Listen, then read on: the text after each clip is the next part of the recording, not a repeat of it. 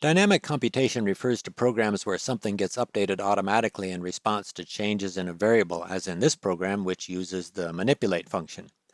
The output here includes an interactive control called a slider for setting the value of a variable x, and a display that is updated automatically in response to changes in the value of x.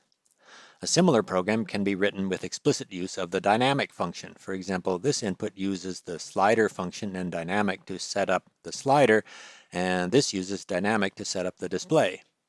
In this pair of outputs, moving the slider changes the dynamically updated display, much as in the result from manipulate. The basic idea that makes these examples work is the notion of dynamic updating. An ordinary non-dynamic result, like the result from this evaluation, gives a static output that uses the current values of any variables. This result does not change in response to changes in the variable. For example, moving the slider has no effect on the non-dynamic result, but it does change the output from dynamic. Moving the slider is not the only way to change the value of a variable. Assigning a new value to the variable using an ordinary assignment also changes the dynamic result, but again has no effect on the non-dynamic result. The manipulate function is in part just a convenient tool for combining controls and dynamically updated displays in the same output. Manipulate includes other features as well, however, one of which is that manipulate localizes variables. Here, for example, is an input that, like the manipulate function, gives a result with a control and with a dynamically updated display in the same output, but unlike the result from manipulate, the slider in that output controls the global value of the variable. Repeating that same input, for example, gives another slider and another display where both sliders affect both displays and, in fact, affect any other display that responds to changes in the global value of the variable. This does not happen with manipulate. For example, here is a pair of results from manipulate, and as can be seen by moving the sliders, each slider affects only the display in the result containing that slider, and the results from manipulate are unaffected by the sliders that control the global value of the variable. Localization of variables by manipulate is done by implicitly using a function called dynamic module. To see the effect of dynamic module, here is a pair of results similar to the earlier example, but this time the control and the dynamic result are enclosed in dynamic module. Moving the sliders in these results shows that the outputs are independent, with the slider in each result affecting only the display in that result. Dynamic module has other effects as well. Results from dynamic module or from manipulate can, for example, be copied and pasted to another notebook as shown here, or opened in a different Wolfram Language session and will continue to work as expected. There are many types of controls other than sliders and many ways of laying out controls and labels and the display and the rest of the interface. Here's an application from the Wolfram Demonstrations Project website. This is a manipulate output with a control called a two-dimensional slider that is used here to control the orientation of an image. The other controls here are checkboxes, which are controls that are commonly set to true or false, and a vertical slider, which works just like a horizontal slider, except that it is oriented vertically. Here is another example from the Wolfram Demonstrations Project website.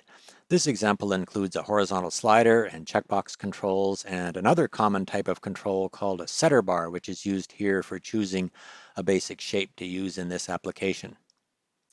A checkbox control, like the checkbox controls in those examples, can be set up using the checkbox function. A checkbox is the control that is generated by default in manipulate when the possible values of the variable are true and false. A setter bar control can be created using the setter bar function. A setter bar control is used by default in manipulate when there is a short list of possible values for a variable. For longer lists of possible values, manipulate uses a different type of control called a pop-up menu. A pop-up menu control can also be created using the pop-up menu function. Manipulate makes default choices for the type of control to use based on possible values for the variable, but the type of control can also be specified using the control type option. For example, this uses the control type option to specify that a setter bar control should be used for a variable when the possible values are true and false, where the default control would have been a checkbox. Another common control is a radio button, or in this input a row or bar of radio buttons, which is specified by giving radio button bar as the value of the control type option. A related control is a checkbox bar, which can be created using the checkbox bar function or using checkbox bar as the value of the control type option in manipulate. Unlike a setter bar or radio buttons or a pop-up menu, it is possible to check more than one box in a checkbox bar. The variable is set to a list containing all of the checked values. In Manipulate, it is usually possible to specify the type of control by giving just the name of the control without the control type option. For example, this also gives a result with a checkbox bar. An important consideration in creating a good application is constructing an intuitive layout of the controls. For example, here is a Manipulate with two horizontal sliders for setting the coordinates of a point. The purpose of each slider in this example could be made more obvious by using a vertical slider for the vertical coordinate and using the control placement option to put the vertical slider on the left side of the image. Another control that could be useful in this example is a 2D slider, which is used by default in Manipulate if, as in this example, the limits of the variable are specified using lists with two numbers. This input gives a 2D slider with the coordinates ranging from 0, 0 to 1, 1.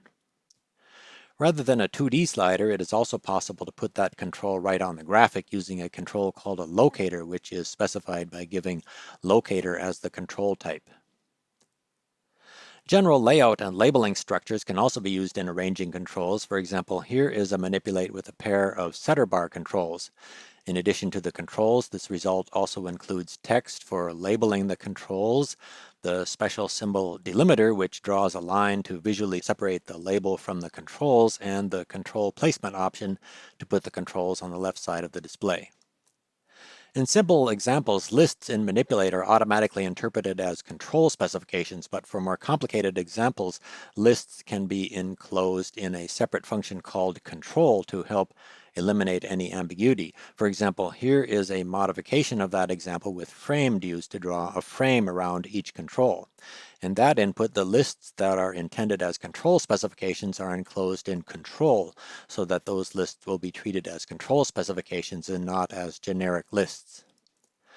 Control can also be used outside of Manipulate. For example, this shows framed used with a list as an argument and the same input with that argument enclosed in the control function. Enclosing the list in control causes the list to be treated as a control specification, in this case a setter bar control, just as it would be handled in Manipulate rather than as a generic list. Here is an example where the entire second argument in Manipulate is a grid expression, and various other things have been done here to specify the layout of the controls. There are many other more specialized controls and useful ways of combining controls. For example, here's an input from the Introduction to Manipulate tech note in the Wolfram documentation, which includes 3 locator controls on a graphic and a slider, and color controls called color sliders for controlling the colors of different elements in the graphic. The Wolfram documentation includes several good sources for more information about things that can be done with dynamic computation, including this Introduction to Manipulate tech note on the Manipulate function, which includes the last example, and there is a similar tech note on the dynamic function, and there are more advanced tech notes both on Manipulate and on dynamic that cover details about efficiency and control layout and so on. The guide page on control objects includes links to a long list of different types of controls that are available in the Wolfram language. And finally, the Wolfram Demonstrations Project website includes lots of complete examples and is a good source of useful applications and ideas.